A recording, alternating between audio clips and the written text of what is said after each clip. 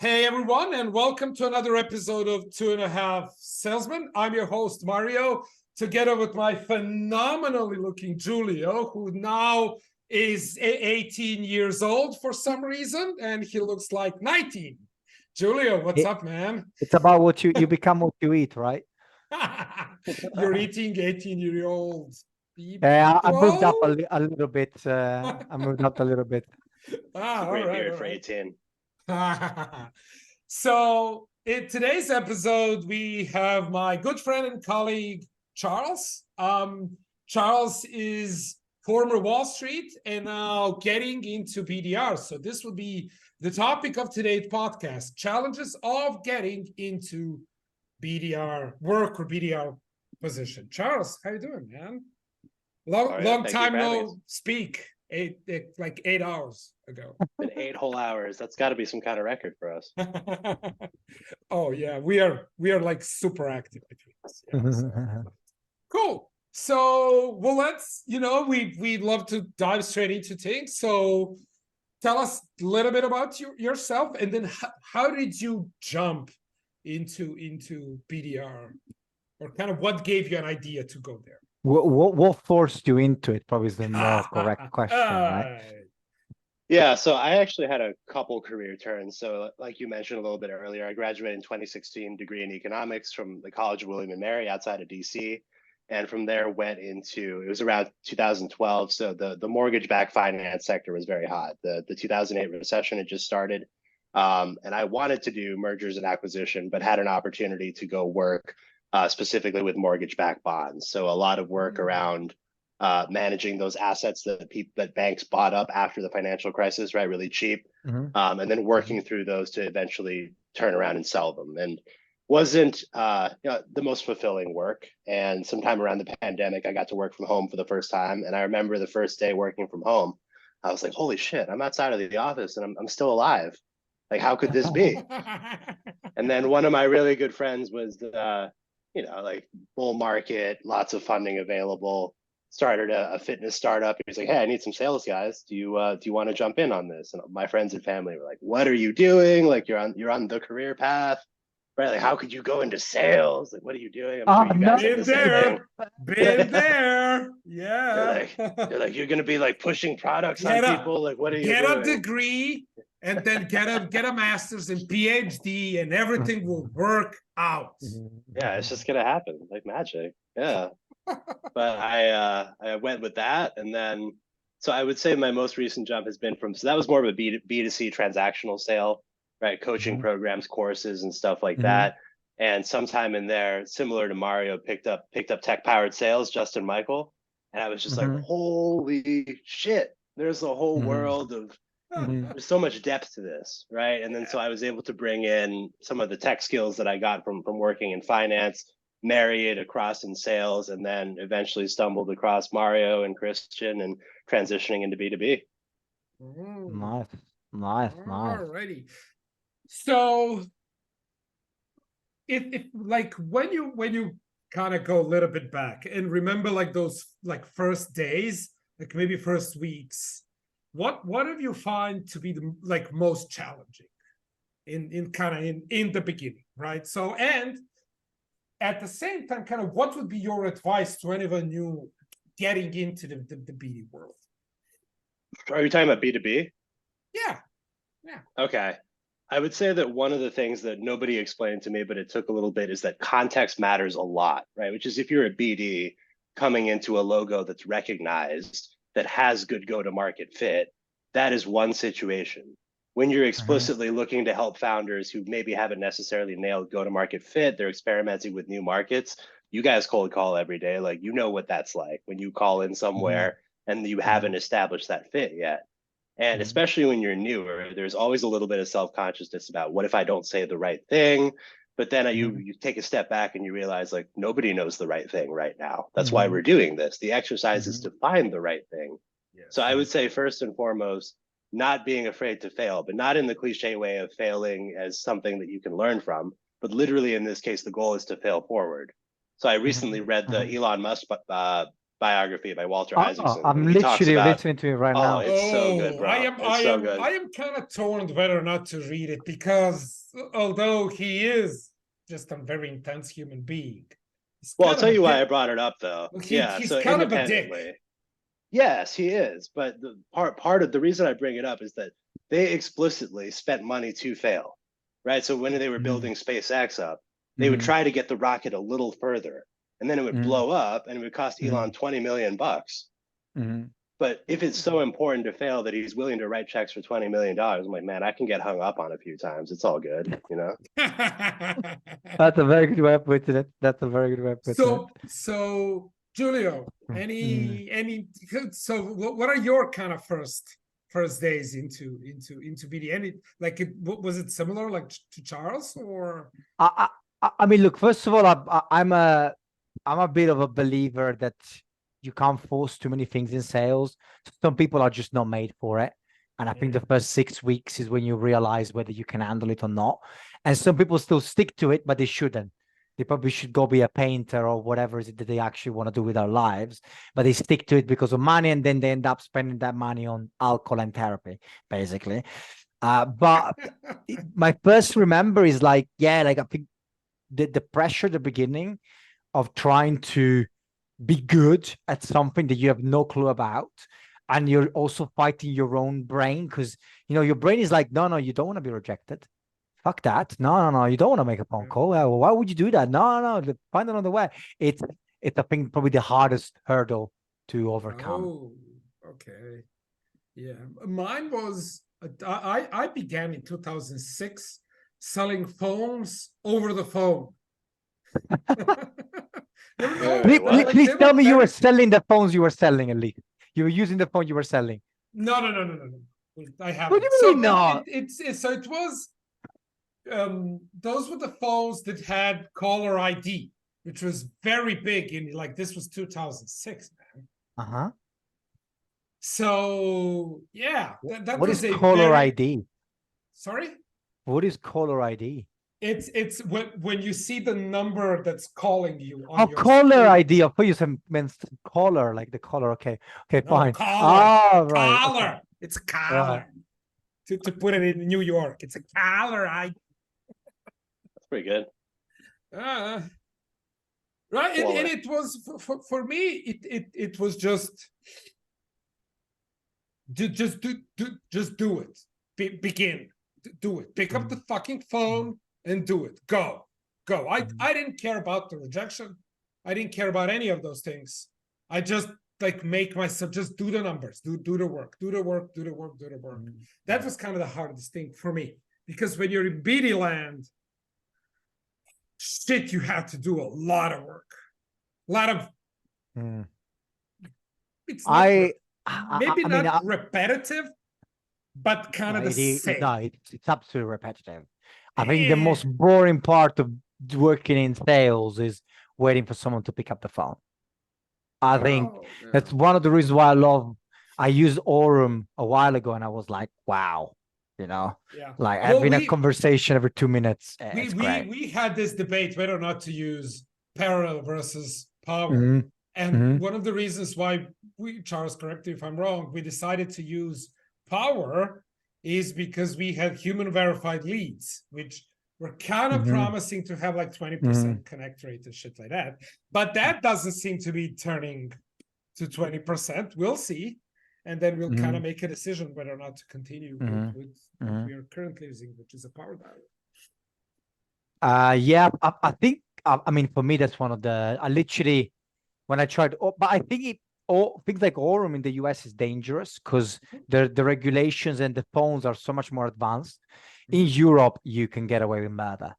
I was using it in the UK, and I literally, for 2 weeks, I was testing it, and I was having a conversation every 2.5 minutes, and that means in 2 hours, you're banged out a lot of conversations that normally might take 4 hours, right? So that for me, that was the game changer, I think. As per usual, we've strayed from the main topic. Of course, we're talking about something else. 2.5 salesman. Absolutely. Okay, so Charles, you get in this BD work. So what would be your, let's say, maybe top 2 or 3 advice to someone who's just getting in, right? And then we can dissect each of these. I would say that probably first and foremost is, well, going back to the conversation we had before recording started, we have these tools now that allow you to start from far more than zero. So if you have a good sense of your persona, if you have a good sense of, even if you don't know their challenges, you can chat GPT it and find out, right? Yeah. Mario would probably be a better resource than me in this context, but you start out with something, and then tying back to what I was saying earlier, not being married to that. So using it as a starting place, and then reflecting on the calls and then editing from there. And you could even use ChatGPT for that. So that's huge. This is so I've kind of preached on this. You said it, so let's just explain to our viewers what does not being married to it means, right? So most of the times reps just use whatever is there. And like, oh, I've used this for a long time. I don't want to experiment. I'm just like, I call it the lazy rep syndrome. Just not moving from their comfort zone, whatever that is, at the specific point in time. Like, well, now the being married thing is kind of putting it in a not that good of a light, I would say. Well, so I would say there's 2 sides to that, right? Which is that you have what you describe as lazy rep syndrome, where somebody's just like, well, this is what my boss told me to use. I'm going to keep using it. And then on the other side of it, you have neurotic rep syndrome, which I could probably relate more to, where it's like, I got one bad response. I have to change my whole script now. Jesus, yeah, Jesus. I know that feeling. I know that feeling. And so I find statistics helpful here in the sense of like, when you think of sample sizing, right? It's like, is 10 conversations enough for me to evaluate my thesis? Probably not. Is 100 better? Yes. Is 1,000 probably the safest, but it'll probably take me a while to get there? Also, yes. So maybe somewhere like in the 100 range, once you've evaluated the findings, then you can make a small tweak. True. I agree.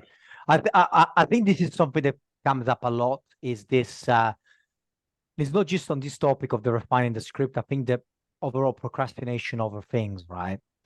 I always found it, like, even when I was managing a sales team, I always said the rule that, guys, talking to me is not working. So coming to me with questions, problems, etc., is not working. You know, trying to make yourself busy is not working. So I agree that there's a lot of these things, trying the new tool, tweaking the email campaign, all these things is like, well, how about you send 1,000 emails and then you figure it out? Actually, maybe don't do that, because you're gonna fuck up your domain, and then you're screwed anyway, right? Especially with the latest Google updates. Yeah, true, exactly. But yeah, like you get you put the reps, and then you can go back to the drawing board. But like, if you are a youngling, right? If you're like a very young rep coming in, well, Charles said it, like he said it better. Like, there are 2 scenarios, right? You either, as a new rep, you will either come in somewhere already established with a little bit of brand presence, or you will come into shit, into nothing. So how do you adapt here versus here, right? Like, what should be your mindsets in like these 2 situations? Because you will come into one or the other. I think from my perspective is it's always better to start in the shit, first of all, because if you can swim through shit, you're really gonna like water, you know. And I think if you start as an SDR in Salesforce, you're really not ever gonna know what it means to try and swim through the shit, right? Because everyone knows who you are, what you do, etc. So I think that's the first level. I think the other thing that comes to mind is that you just need to work on really good framework, because a lot of the time when I walk in to do training for businesses, you have these salespeople that just learn the bad habits from day one, and then it's so hard to learn the bad habits. You know, So that would be my 2 cents on it. I don't know So- what you've seen yourself on this, Charles. So let me just quickly comment, and I'll let you speak, Charles. What I've noticed, especially about Charles, is the flexibility, right? So now I would say that plays a huge role when you begin, especially when you begin. It will serve you very good later, but in the beginning, whew, Charles. I would say it depends on what you want, right? And I get the sense that the three of us come from the perspective where sales is a craft to work on. And so if you're looking for a place where you can learn a lot with the trade-off that things might be stressful, they might be difficult, then what we describe here as the shit may be a better starting point. But a lot of people just want a job. True. Right? And fair enough. And if you just want a job, being in an True. established logo where you can just copy whatever the top performer is doing there, you know your market's validated, you know the message is validated, you know the product is validated. Like if you just want a job and you want to be able to go home and not respond to me at 2 a.m. like Mario has to, then like power to you. But I think it's undeniably exciting on the other side of the equation as well. True. Yeah, you're completely right. It's always easy to judge from, our high horse of high-performing, personal development-driven people. There's a bunch of people in this planet that really have a good time just, I don't know, like putting together a family or whatever is it that floats their boat compared to being a sucker for the pain of sales. I know. It's weird for a long time. Sales, especially in the US, is like everyone knows shit. Well, you've taught from very early, you gotta do sales, right? But in Europe, it's specifically Eastern Europe, where I come from, it's still a dirty word. It's Yeah, for sure. Why are you not a doctor or a lawyer or working at a bank? Right? So it's that mindset that is like, why the fuck would I? Like, I make more than board members of banks in my country. Like, why do you guys think that attitude persists? It's, for me, I know why it persists. It's cultural. Like sales, or just specifically owning your own business. If you live behind the Iron Curtain, so Eastern Europe, communism, it was frowned upon. So the first association with owner of the business was he's a fraud. He's a criminal, right?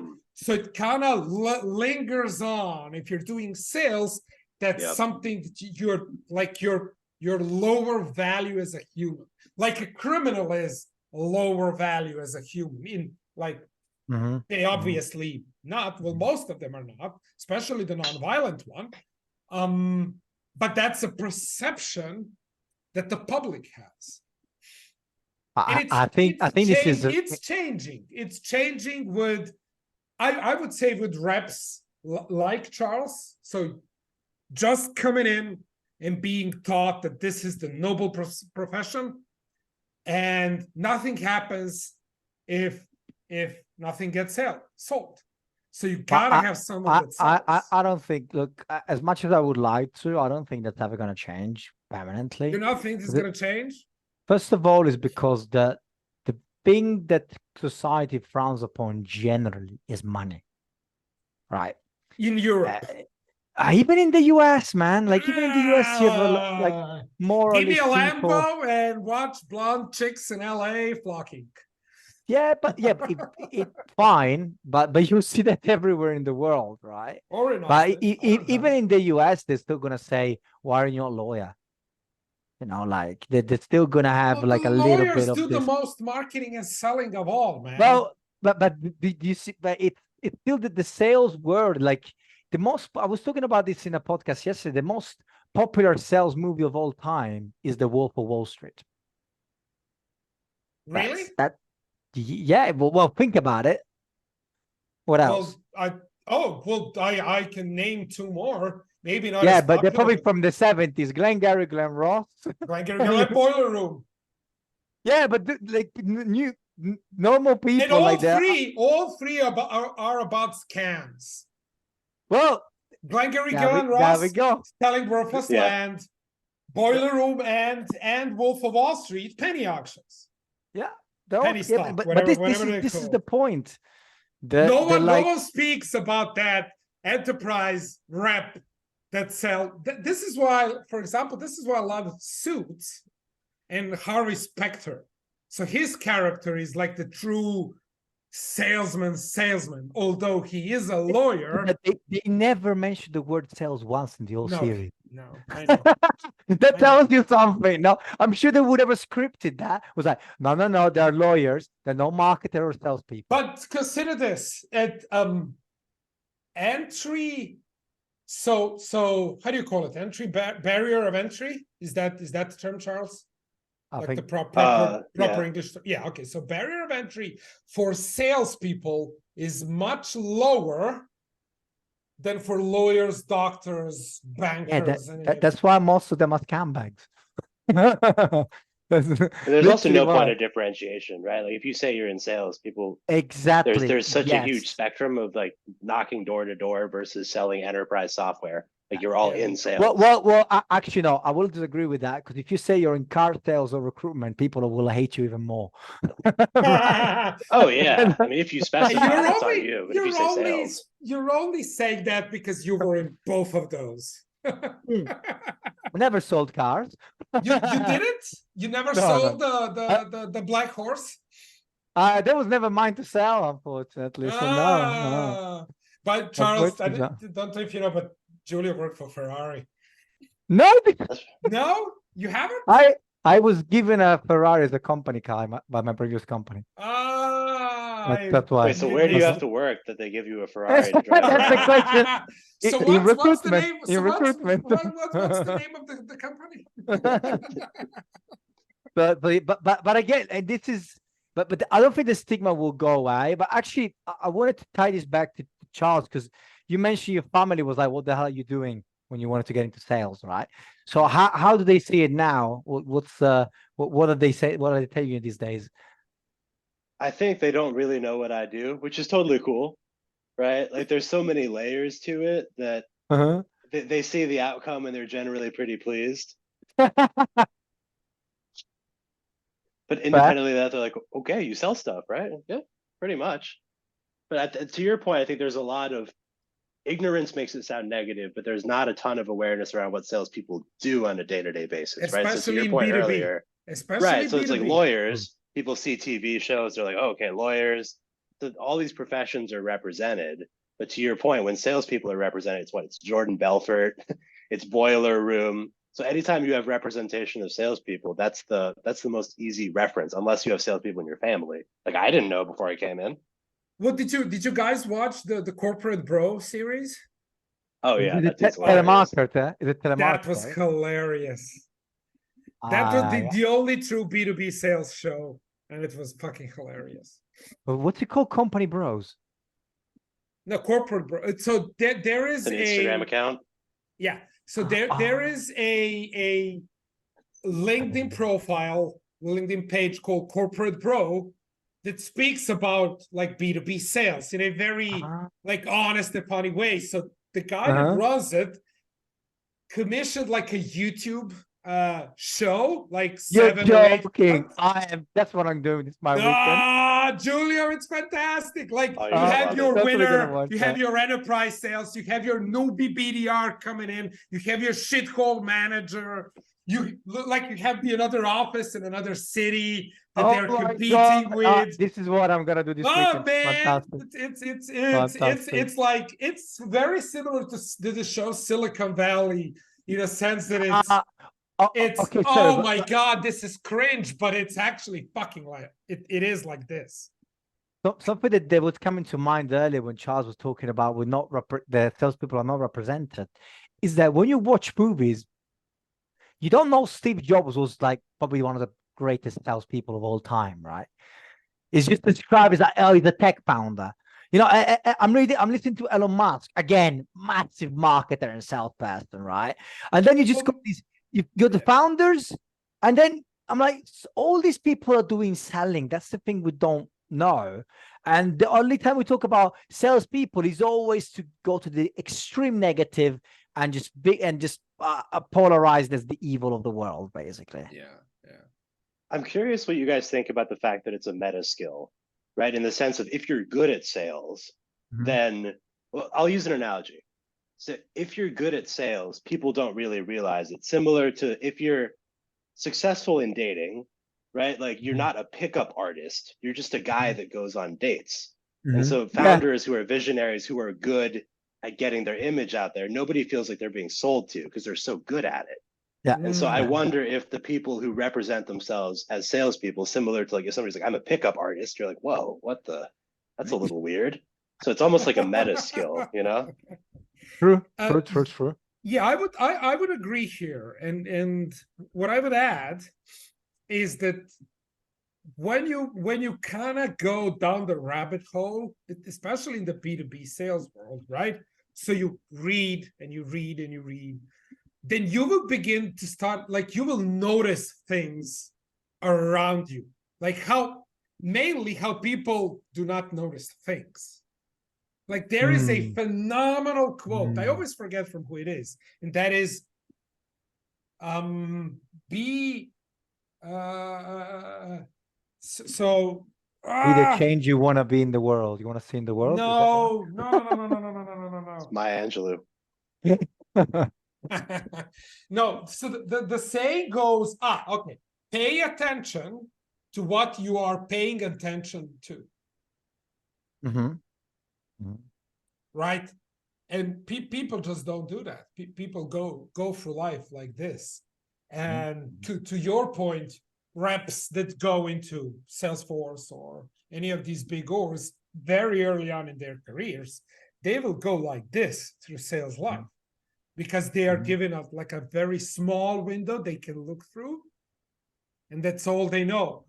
Whilst if you really want a career in sales, and if you're a like young lass, dude, early stage startup, best place to be. No money, Frankenstack. You gotta fight for everything. You kind of need to grind it out, learn.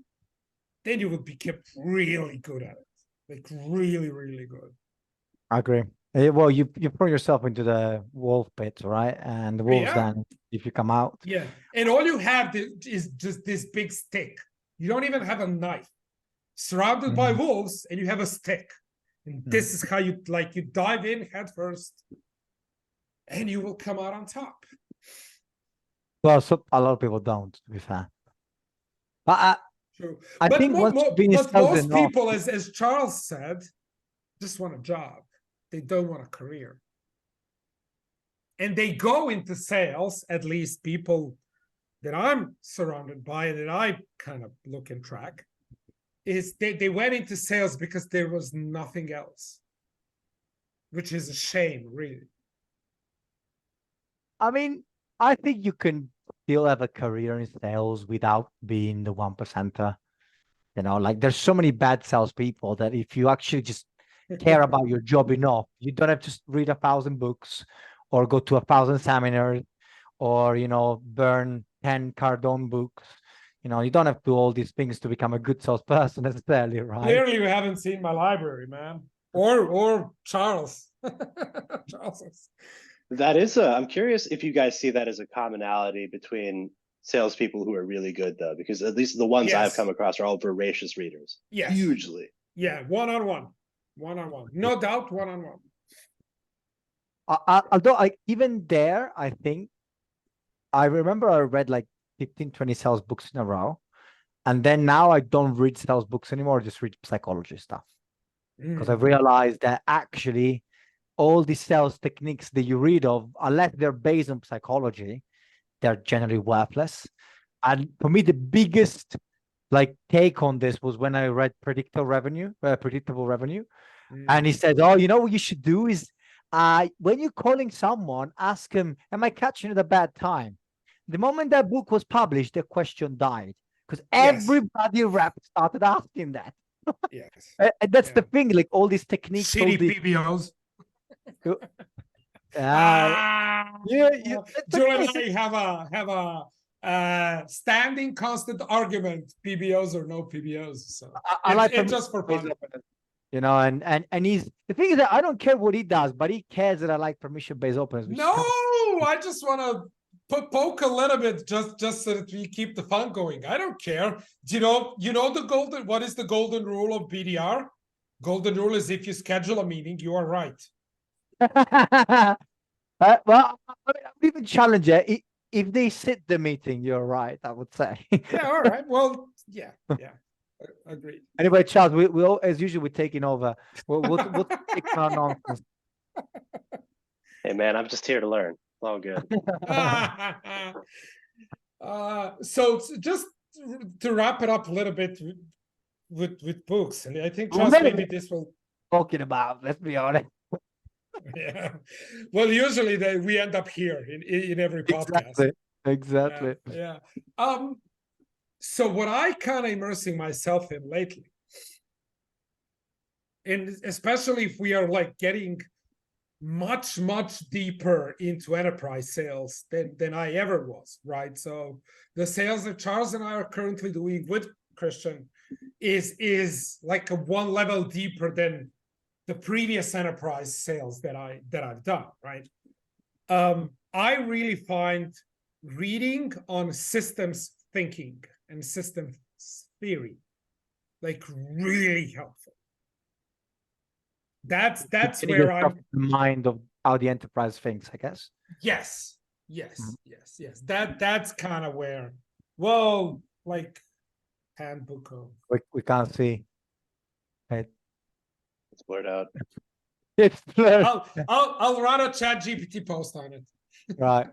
That sounds about right. What are you reading, Charles? Because obviously you got a very like interesting bookshelf behind you. Oh yeah, he has.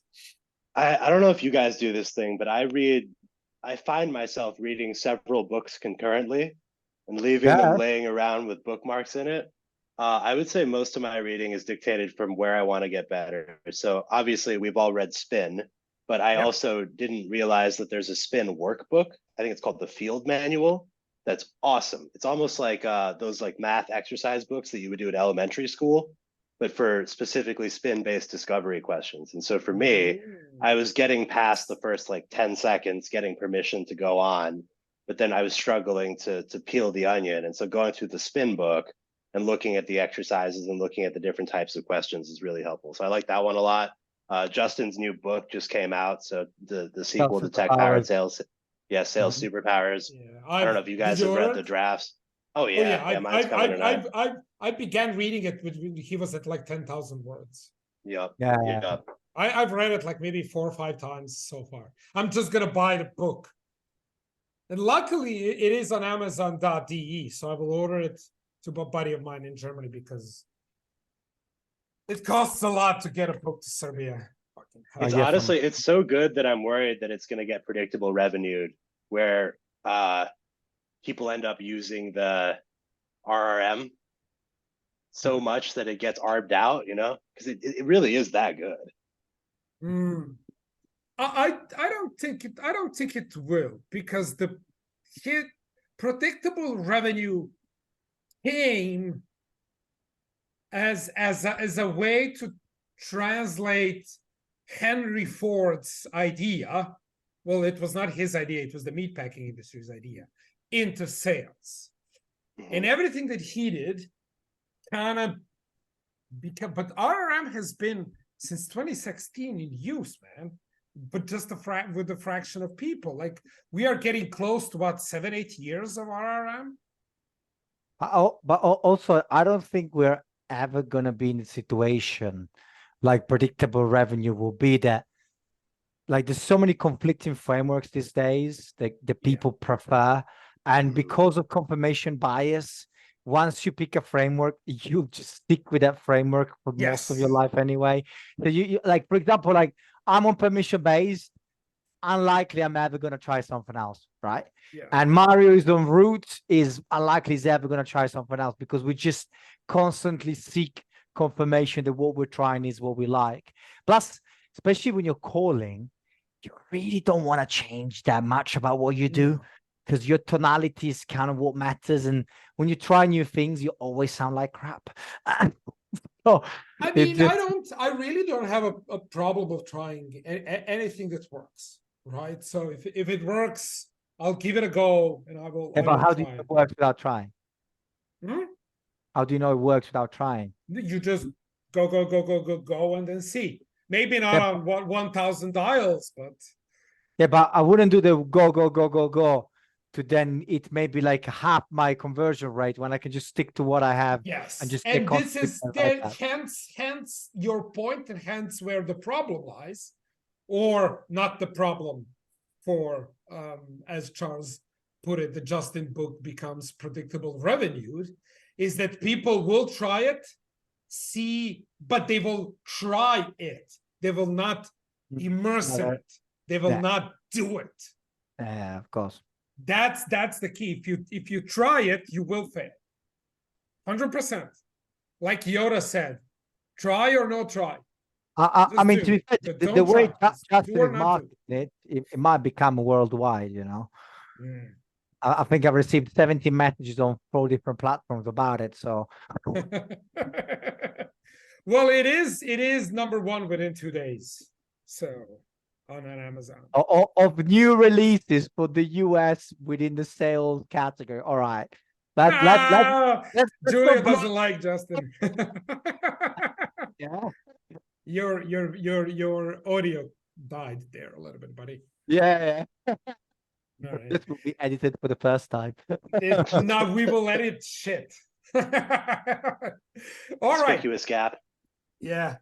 Okay, so let's wrap this up. In the end, what we love to do is kind of give like closing arguments.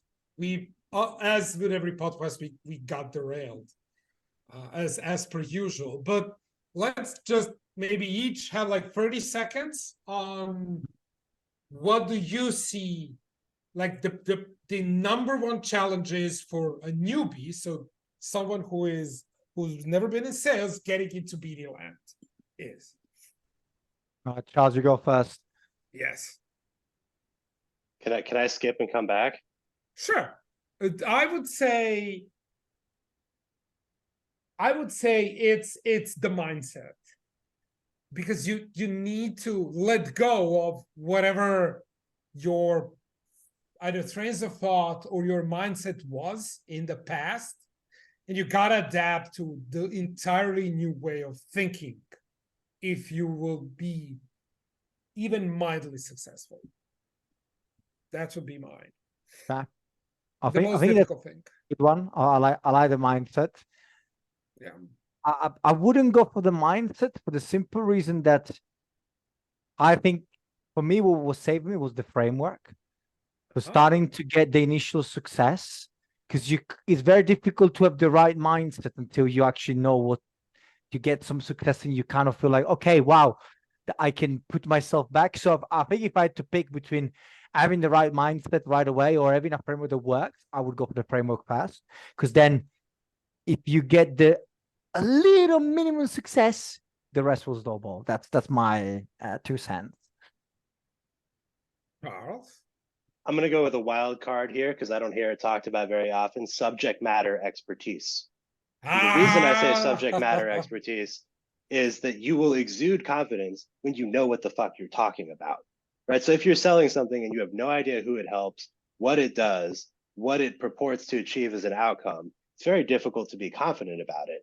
So if you read a couple books, identify the overlap, and then you try to translate that into your target market, then you're going to be a much more effective seller independently of the framework you use or the strategy you use. That's a very foundational piece. Oh, Charles, I'm gonna flex here for a second. Mario, did you hear that?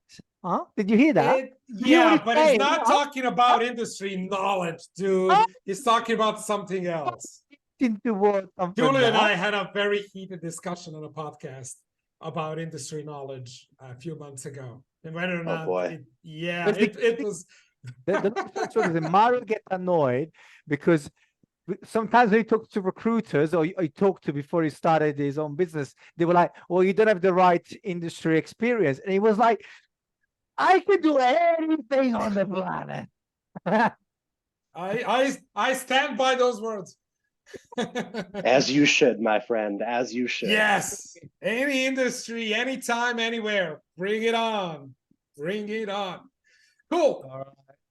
Thank you very much, Charles. Awesome of you to join us here. I will talk to you in 9 minutes. And for everyone watching, everyone, until the next time, keep selling and have a great day. Thanks for having me, gentlemen. Everyone. Bye. Bye-bye.